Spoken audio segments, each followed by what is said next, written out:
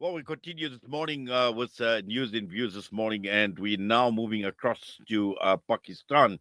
We're talking about the escalation on the part of the Pakistani government crackdown on Afghan refugees. Now, we know this had taken place way back in 2023, where they started the mass deportation of Afghan refugees, and apparently, this is actually being done without any mercy. And according to the Pakistan government, saying that their campaign is gaining momentum and the crackdown against illegal immigrants has been intensified.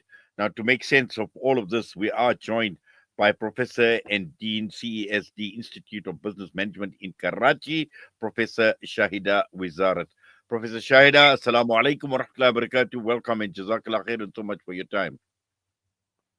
Walaikum salam, and you are very welcome. Yes, Professor Shahida, let's just talk about the stepping up of deportations of Afghan refugees. And we see that there is a fresh repatriation drive after the March 31 deadline seems to have expired. And let's just understand, because on the one side, the Pakistan government talks about illegal immigrants, but again, human rights groups have raised major concerns in the manner in which these deportations are being done. Yes, thank you very much. I think that there are many aspects of this policy that I would like to talk about. First of all, Pakistan has hosted the Afghan refugees for the last, I think, last 40 years since the first Afghan war.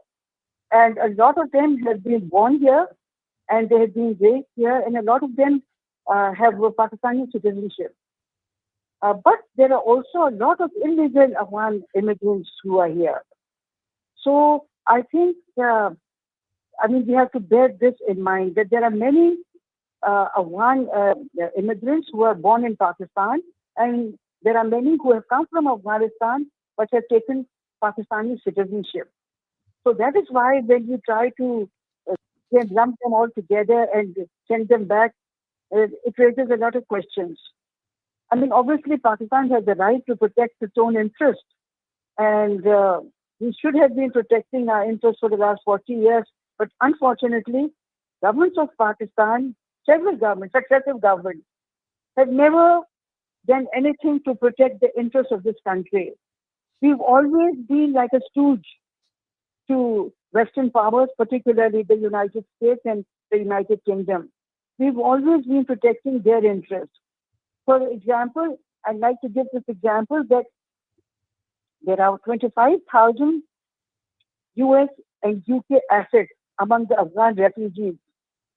And the United States government requested the government of Pakistan about 3 years back or 4 years back that these should not be sent back to Afghanistan because they will be, they will face, the government will action against them and they might punish them.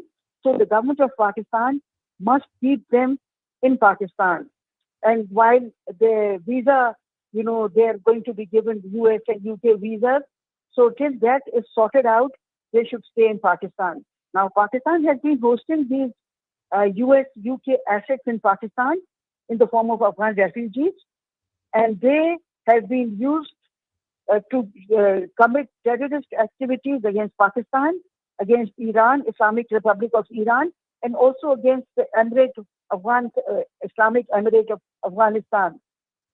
So there is this aspect also that there are many Afghans who are American assets and UK assets, but we host them because we are very happy to bend backwards to protect Western interests. So we have kept them and they're playing havoc with this country. They are committing terrorist activities in Pakistan. They are targeting Chinese nationals because there are a lot of Chinese nationals who have been targeted, and they have been Chinese professionals, Chinese professors, engineers, and others. So there is this aspect that while on the one hand, we take care of US and UK assets, But at the same time, we are creating so much bad, finishing all the goodwill that we had created with Afghanistan because we had hosted their refugees, and now we are just dumping them in trucks and sending them to Afghanistan. So, my point is that our policy is full of contradictions. It doesn't take care of Pakistan's interests. We are just wiping out all the goodwill that we had created with Afghanistan by throwing all the Afghan refugees in trucks and sending them. But what are we doing about the 25,000 assets, US and UK assets? Are we still hosting them, or are we doing anything about them also? This is my question to the government of Pakistan. Where are those 25,000 US and UK assets? And for the last about 4 years, that the US government had said that they will be brought to US and UK because they are their assets. They should be staying in the United States and United Kingdom. But they are being made to stay in Pakistan to commit acts of terror here, and also acts of terror against the Islamic Republic of Iran and Afghanistan. So this is my very important query, and my very something that really bothers me, that while our Afghan policy is full of contradictions, we are wiping out all the goodwill we had created with the Afghans because we hosted their people for so long. But now we are earning such bad, Pakistan is becoming so unpopular because we are just holding them and throwing them into Afghanistan. And also, I would also like to state that, this United States and Western powers are very, their policy is that this region, there should be no peace in this region. There should be no development, because every time we start developing, then they ignite problems between Pakistan and Afghanistan, between Pakistan and Iran, between Iran and Afghanistan.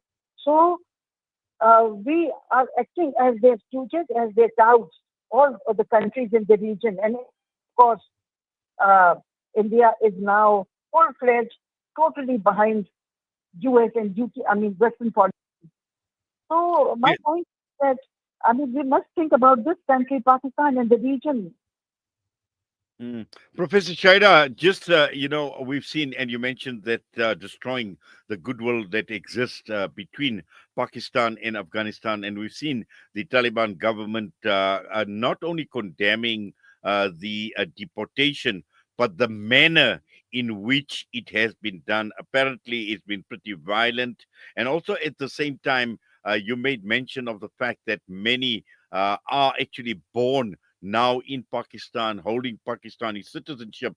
But again, from what we've learned, is many of them are leaving with absolutely nothing, without their belongings, their homes, their money. They're just being rounded up. They are taken straight to the border as well. So the manner, the inhumane manner, and the mistreatment that they are actually receiving.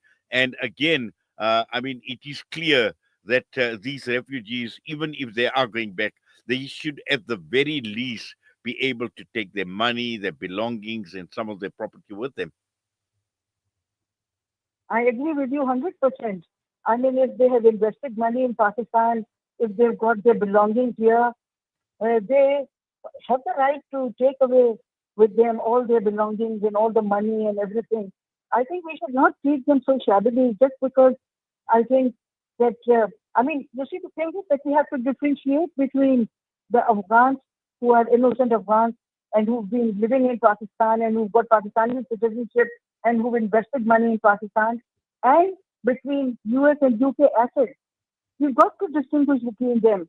If there are UK and US assets, we must get rid of them. We must send them either to Afghanistan or to the United States and UK. That we have been very accommodating, but we can't go on being accommodating because their terrorist activities are being committed on a very large scale in Pakistan. We are losing our law enforcement agencies personnel. A lot of Pakistani military and police and other personnel are being martyred every day.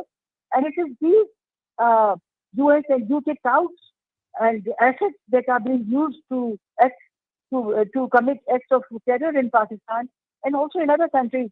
So we've got to have a policy which will distinguish between these two different types of Afghans.